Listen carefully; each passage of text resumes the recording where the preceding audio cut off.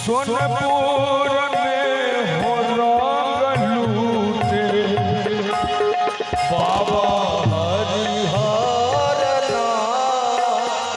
सोनपुर में हो रंग लूटे बाबा हरिहर नाथ बाबा हरिहर सोनपुर में हो रंग लूटे बाबा सोनपुर में हो रंग लूटे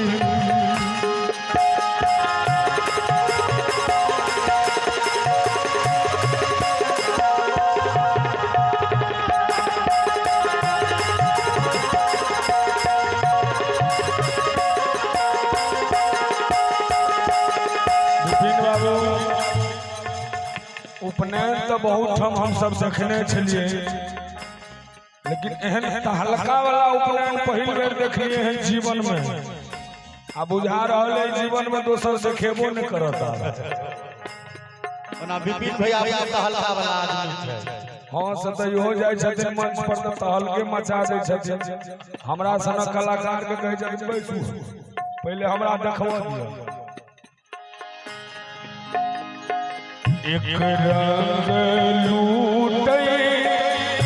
बाबा हो खुशेश्वर एक रंग लूटे बाबा हो खुशेश्वर एक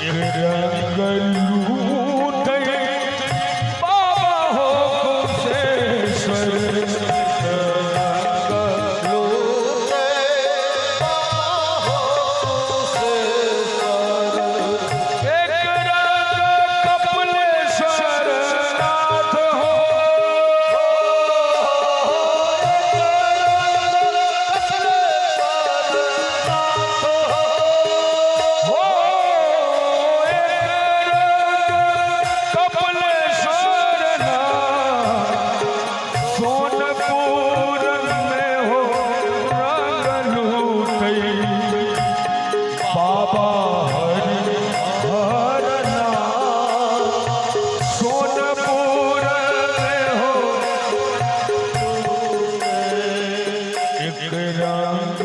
लूटे बाबा हो खुशेश्वर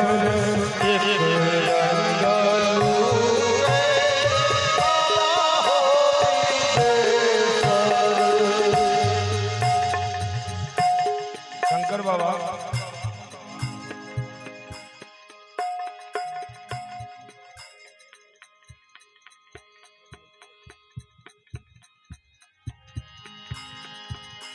एक रंग